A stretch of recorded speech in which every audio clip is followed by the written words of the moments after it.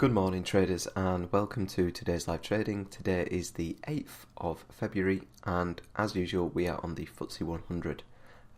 So let me just run you through quickly what I'm looking at on this market today.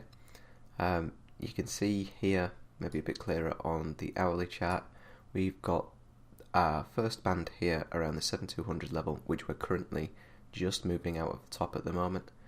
We got one above, just below the 7300 level, and one below at the moment, just above the 7150 level. We do have a couple below and above, but I haven't marked them in yet. I will do if price gets up to there. So things of interest really so far, if I blow this hourly chart up, you can see we've had quite a swift move down. If you've been following the news at all, you'll have seen there's been a decent sell-off on the US index, and that sort of moved its way over and affected European and other markets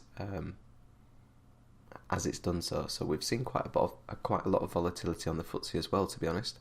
The day's range has really picked up at the moment, so as a result you've just got to watch your position size.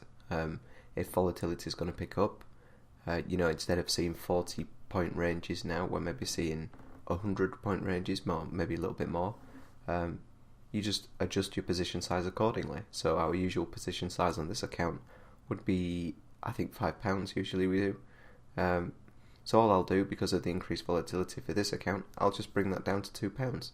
Then that doesn't overexpose the account, and if we get a drastic move one way or the other, the account's not blown up or heavily affected by that.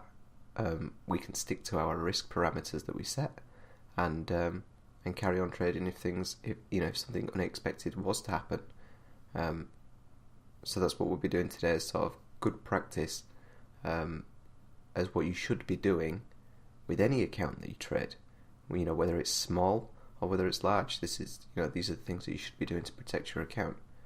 But yes, as I was saying, we've had this decent sell-off so far on the FTSE. We actually got into the 6,000s, which we've not done for a while. And then you can see we've had this bullish bounce so far, and now we've moved into a little bit of a chop period. It's had two notable reactions up at these levels here, and if I move, I'll show you on the 4 hour maybe. Let me have a look, see if I can find it. That's sort of into these lows here, back in December. So it sort of makes sense as you look upwards to see where price is going to react. That was the first point. We've had two good reactions there already. But it does look like we want to have another move up, and I don't mind that at all.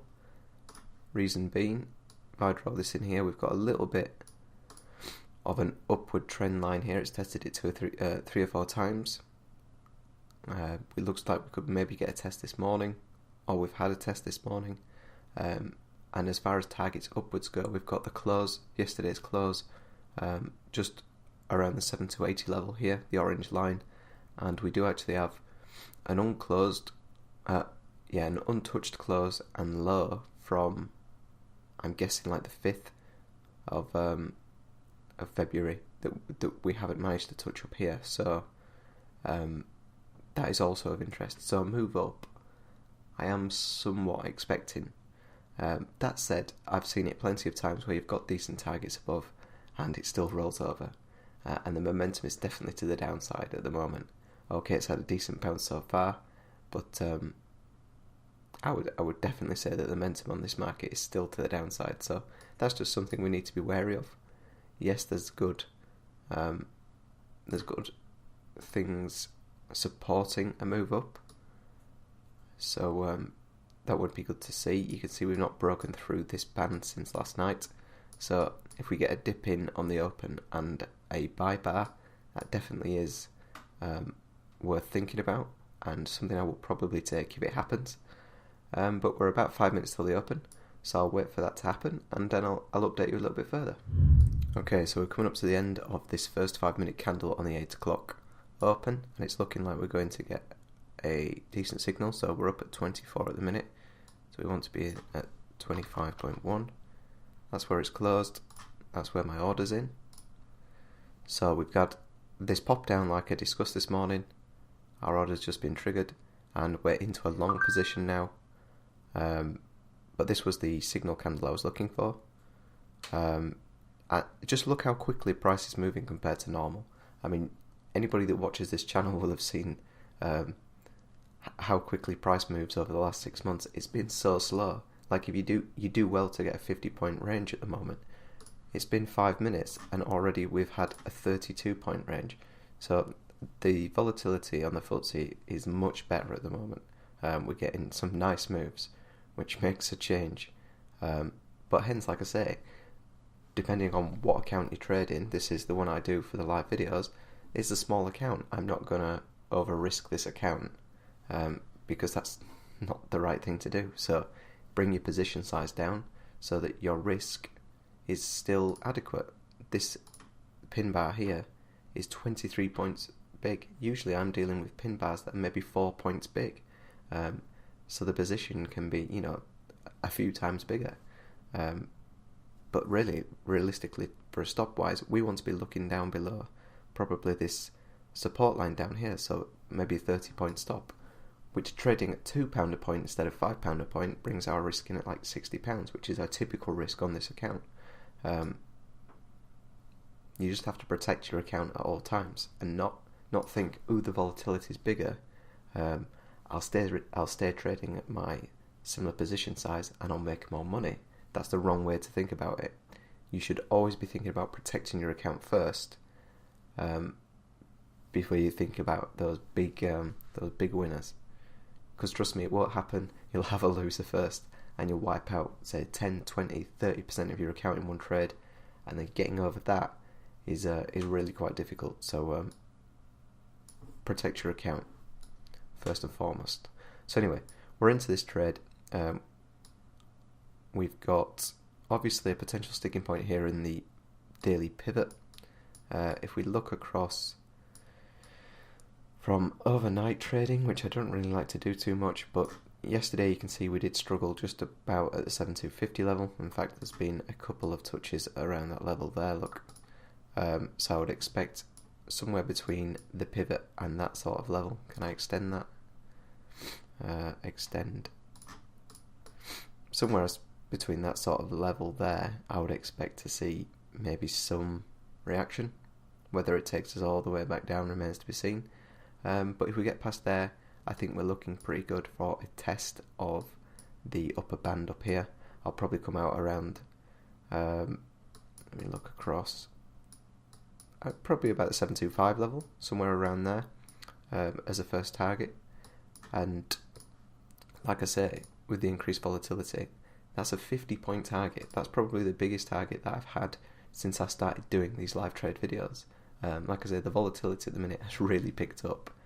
And I know on the sort of titles and thumbnails for these videos, I always quote the points that we make on the trade, but really it's about the percentage gain that you make on the trade. If we're risking 30 points, and that's just over 2%, I think, of this account, the monetary value to make 50 points, which would be like 4% going up for, maybe a little bit more, that's good risk to reward. That's about the max risk I would be happy taking on an account, but the risk to reward is good as well. So that's all that matters. It doesn't matter if the volatility is really small or really high. As long as you make sure that your risk and reward are set correctly, then you shouldn't be in any danger. But I'll leave this running. I'll bring the ticket across so you can see it. It seems to... There we go. And I will update you when there's something to do a little bit further on.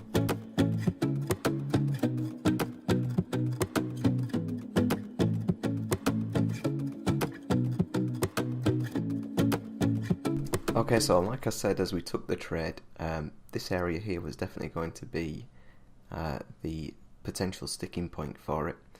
We have had a move up into it. We've just tested the pivot and we're reacting away from that now. What I would like to see is sort of like this level is held. You can see it pop down and held here. I'd like to see it continue to hold and start to move past there. If we start breaking down here, that would not be a great sign for the trade. but we'll have to see. You can see we're reacting at the ATMA now. If we could start pushing up through here, that would be fantastic. I think if we can manage to get above this sort of mini level here at the 7250 area, I think we're good to go and attack the highs of yesterday. But we'll keep watching for now, and we'll see what happens.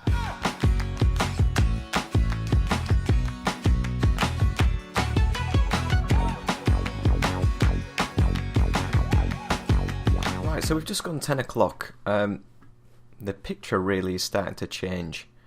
You can see we had this initial move up. I was talking about picking up all this decent volatility, and then we've literally just trundled down. And now we're starting to get, less wicks, less chop, and more of a decisive move down. So we've ticked 10 o'clock. I was sort of waiting for 10 o'clock because I was interested to see how this 4-hour candle would close. It's closed as a pretty big pin. We have closed through the ATMA. It might be difficult to see. Let's make it a little bit bigger. I'll get rid of this line for the moment. But you can see it has closed through the ATMA. But I mean, there's a long wick up at the top of it, and it was really this level that we talked about this morning, this 7250 level, that's been the problem. Married with that, we've got some news at 12 o'clock. I believe is it the bank rate and such here in the UK. There's potential that it's sort of waiting around for that. That's a possibility, before it makes a decisive move one way or the other. So for now, what I think I'm going to do is, if I draw, I'll just scrunch this up a little bit. You can see this was the line we were talking about this morning. Basically, we get a close through that, which is looking like we're going to. We're testing it right now. If we get a close through this, I'm just going to bring my stop to the low of the close of the candle that closes through this line. And then if it wants to continue moving down and stop me out, then fine. This is really the last place that I would like, if we're going to see a bounce and a continuation of this trade, this is probably the place you would expect it. Because when we start moving through here, you've got to be realistic and think, you can get trapped in thinking, but it might turn around at this level, or it might turn around at the bottom of the band, or it might just want to take out these lows and turn around. And you can sort of kid yourself that these things are going to happen. When in fact, you're not being objective and missing that we've tried to move up. Like, this has had a good crack at moving up. And actually, if we start moving back now, all the resistance is in the way of the trade rather than in favour of the trade. If we break through this sloping support line, which it's looking like we're going to, so I'm going to bring the ticket up. It's going to have a low of 203.8. So my stop is going to be 201.8.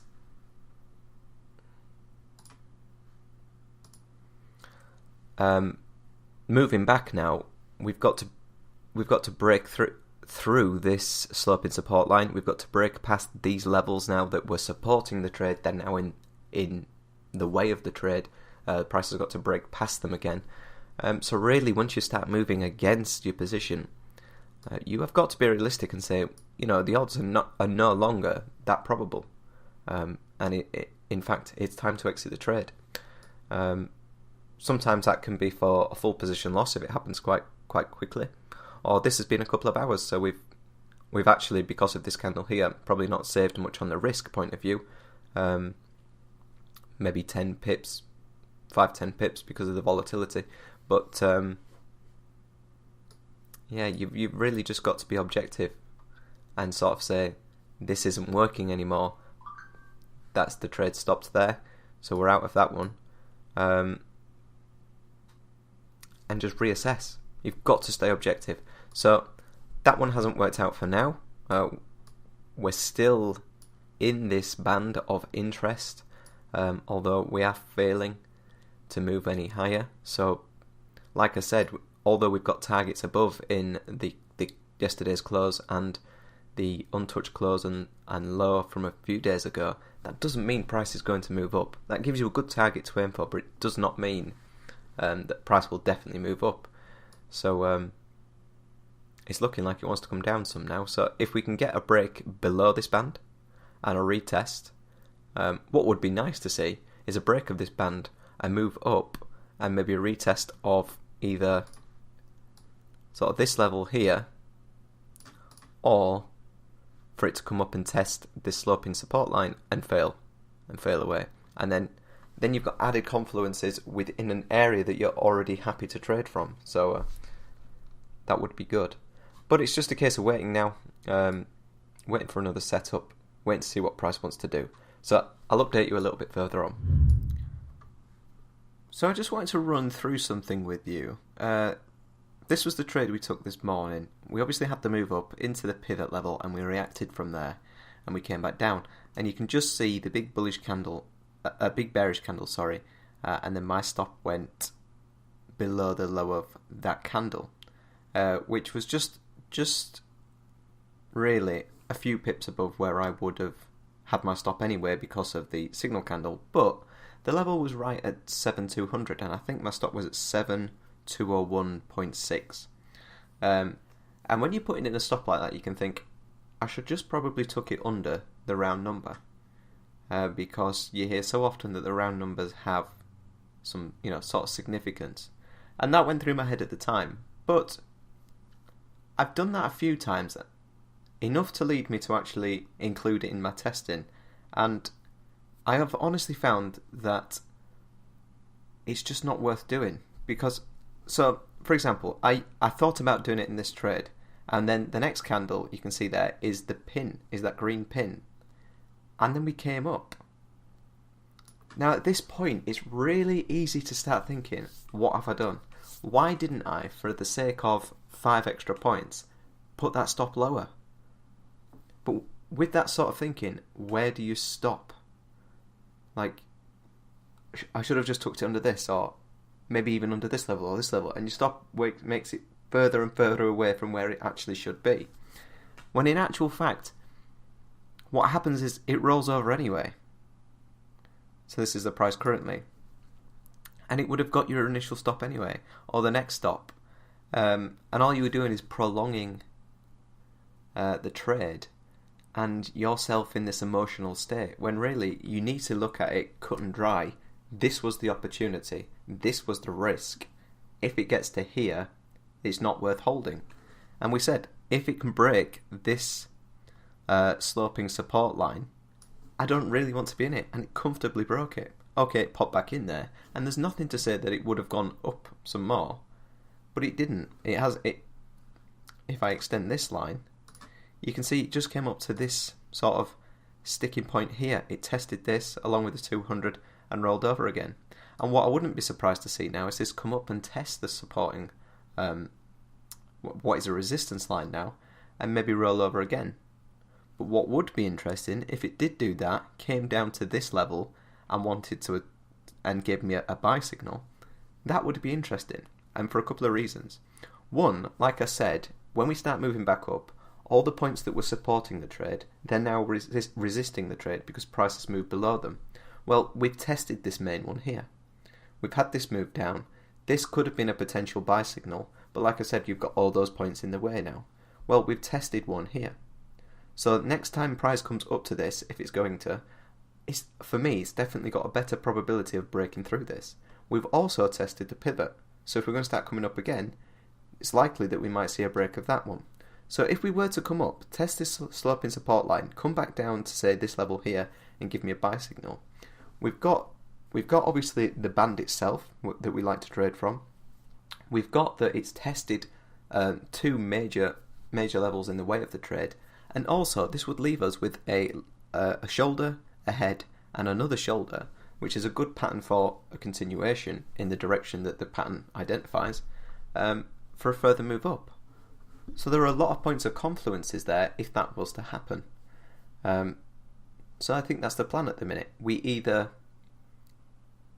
like I say, see this head and shoulders pattern, or we continue to roll over and maybe we look to get short if it can hold below this band, Or if it is going to come up, maybe it gets inside this sloping support line again, and we look for along that way. But you've got to stay objective, like what I was saying. Let me just get rid of this line. So we've had this rollover, we've had this little bounce, and it's rolled over again. And okay, it seems to be bouncing now, which isn't the strongest signal, but what it has done is set a high, a low, a lower high, and a lower low. So at the minute, technically, it is still bearish. It doesn't look that strong, because a lot of these candles, there's a lot of chop here, there's not much decisiveness. And actually, if you look back over the hourly chart, since we've had this big bullish move down and the bounce, we've had a lot of chop. So you have to take it with a pinch of salt. But you have to stay objective and just sort of say, what am I seeing? Don't look for things to support a trade that you want to take. Look at what's actually happening. It's so easy to sort of look at it with one particular thing in mind. You look at the market to support what you're already thinking, rather than looking at the market to see what it's showing you. The market doesn't care whether you go long or short or stay out of it. It doesn't care. But you do, and you can sort of will yourself into a trade in the end that you want to take because you're sat here and you want to be trading, but ultimately it's the trade that you shouldn't be taking because it's out of boredom and it's for the wrong reasons. You've gone looking for those reasons rather than just assessing what the market's telling you. So rant finished, and like I say, we've got the plan for the rest of the day, so we'll see what happens. So, when I came to editing this video, I realised that I hadn't actually finished the video off, i.e. done the sort of the summary of the day.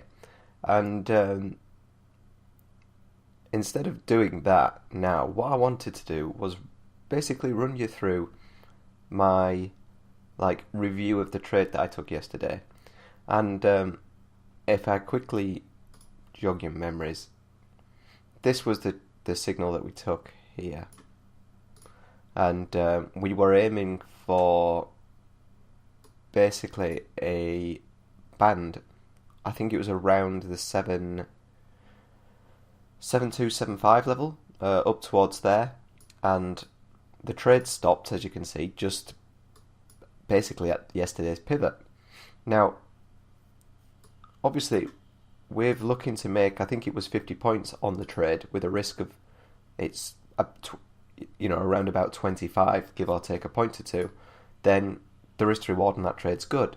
But now that's all well and good. That's the first part of the trade to think, yeah, okay, that's fine. But sometimes your analysis has to say that trade is probable. I.e. you've got a good enough chance of that trade happening for that risk to reward to be worth it. And if I show you the hourly chart for yesterday, yesterday is sort of this price action here. You can see the green arrow. This was the candle we got the signal in. Now, if I look across, there are many reasons here that you can see. We've had a good reaction here, we've had a reaction here, and we've had a reaction here. At that very point where yesterday's pivot came in, I should have had one of my 4-hour bands there, because that is a high reaction area, and I was just happy to try and trade through that. Now, if I was going to take that trade, which I did,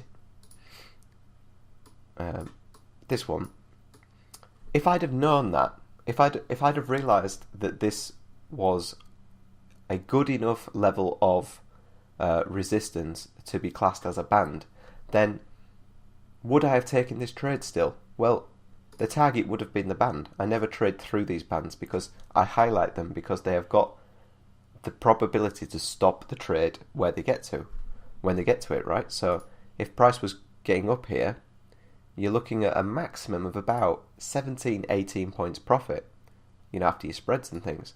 So I actually think the lower band line would have been a little bit lower down, so you may be looking at about 16 points. Well, like I say, the risk on the trade was 25 points. So would I have taken that trade? Probably not. And it's these mistakes that you've got to wean out of your trading. I can thankfully say I don't make too many of these anymore. But I did. And this is sort of a throwback to those mistakes, because that's just poor analysis on the morning. Because I should have identified that band, and I didn't. And ultimately it's cost me, because I've taken what is quite a large signal, into this area with not enough risk to reward on it. If this signal had been smaller and my stop could have been smaller, and so say the stop is 10, 12 points and the profit's 16 points, fine. I'll take that one all day.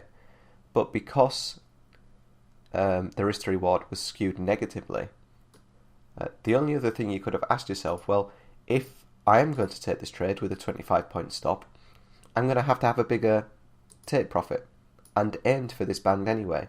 But that's not my trading plan. So it was a mistake, basically, is what I'm trying to say. It was a bit of a howler. A proper clanger, if you like. So, yeah, I just thought I would run you through it. That's why it's so important to do this sort of review phase after your trading days, because you need to highlight where problems are creeping in, or regular problems are happening, or mistakes that you're making are. And that was a mistake for me, without doubt. I actually didn't get a trade for the rest of the day. So, just to review the price action, following that move up, we did drop back into the band. And really at this point, you're not getting enough. This one here could have been. We ignored it on the day. I don't like the move down before it. And then once you start breaking down past these lows, this is your support. Now we're looking pretty negative. So any opportunities that come after this one, they sort of need to break back above this and show that they want to hold above this support. And it broke below it, couldn't really get back above, broke even further down, and then we're sort of in a negative. We've got a sort of a negative view on the market at this point. The only other potential one that I might have considered was this one here, if, and I say if because we've had this move down, little swing up, bigger move down, swing up, move down, swing up. We've got an inverse head and shoulders here. So if you've watched the price patterns video that I did a week or so ago, this is the inverse to the head and shoulders pattern that I discussed. And when we break the neckline, which you're looking at here, that's a good indication that, price wants to go on some. So what I like to do with these is when I've identified a shoulder, a head, and another potential shoulder, if this had been a signal, a valid signal, rather than a doji, that would have been a decent signal for a move up. But again, it didn't go far. And the difference with this one is your stop would have been like 8 or 9 points. You could have aimed for the 200 because that was 20 points away. So you could have quite easily taken 16 points out of that trade. Basically, when you got to the 200, you could have made the decision. Am I seeing reversal signals here? And we did. We stalled quite a lot. But that didn't come in. The signal didn't quite happen. And then following that, we got obviously this trundle downwards, and it just sold off really for the rest of the day. Typically, all your price movement comes 3, 4 o'clock onwards, which is a little bit annoying because there's not a lot I can do with that, especially when there wasn't really any setups or anything. And to be honest, when the whole day's been chop, and you look at it on the hourly as well, prior to this move down, that's really not very decent price action. So it just makes you a little bit wary. But yeah, that was yesterday's trading. I just wanted to run through. We all make mistakes. This is not an easy thing to get right. And just because you get it right for a couple of weeks in a row, it doesn't mean you're not going to make mistakes down the line. I make mistakes, not consistently, but I don't stop making mistakes. I just make less of them these days. And I guess my message is don't bully yourself, beat yourself up too much when you make some mistakes. If you're monitoring your trading and it's getting better, the mistakes are getting less, then that's improvement, and that's all you can really ask for. You're human at the end of the day, and you are going to make mistakes, even if you've been doing this for 20 years. I promise you that. So, yeah, that's today's takeaway lesson. But thank you very much for watching. I really hope you do find these videos useful. If you have enjoyed it, please consider leaving a like on the video and subscribing to the channel for more videos like this one. Thank you very much, and I'll see you next week.